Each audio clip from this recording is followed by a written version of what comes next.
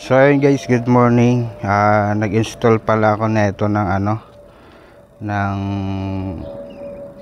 charger sa aking cellphone kasi nasira na yung unang charger natin. Kaya bumili ako ng panibago. Mas matibay. Sana nga mas matibay kaysa sa una kong binili kasi ilang buwan lang yun nasira, kakatagtag. Malambot kasi yung kanilang bracket, pero ito bakal na. Tapos may orasan pa siya, yung lapad niya almost 3 inch yung lapad niya. Tapos ang kagandahan dito kasi may switch na. Ayan, may switch na siya. Tapos may fuse na rin. Ayan, meron na siyang fuse na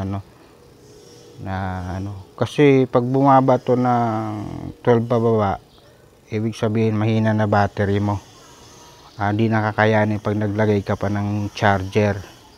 Eto, meron din siyang lighter.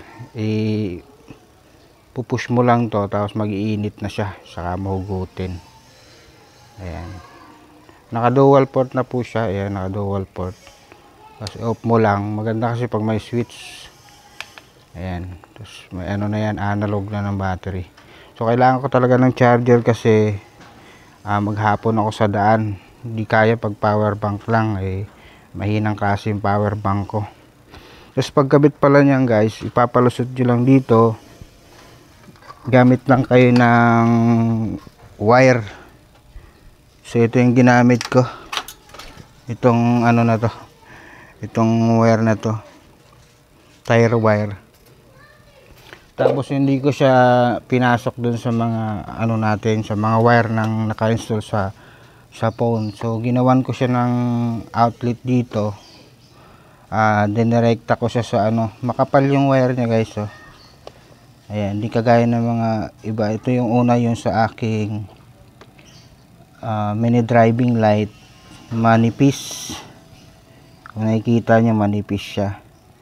Tapos itong isa makapal, halos malaking wire niya sa loob, hindi lang siya plastic, hindi lang yung pambalot niya. So ayun lang, kinunik ko lang siya dito, rekta sa battery, positive and negative. Di ko na dinaan dito sa mga accessory wires dito sa motor natin, para in case magka problema man, dito lang tayo nagkakaproblema. Hindi na natin madadama yung ibang parts nitong motor kasi may ibang linya naman siya. So ayan, sa pag-install niyan, dapat di kayo bababa ng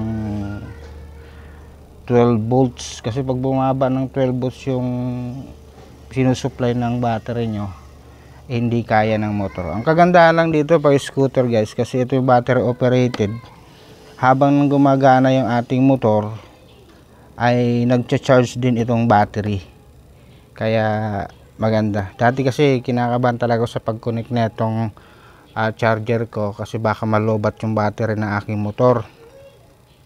So may nakausap akong mekaniko, hindi na magkakaproblema yun kasi itong natin, once na tumatakbo itong motor ay nag-charge din itong battery.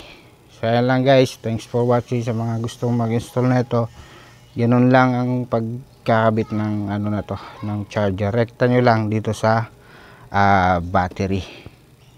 So maraming salamat and thanks for watching. Bye bye.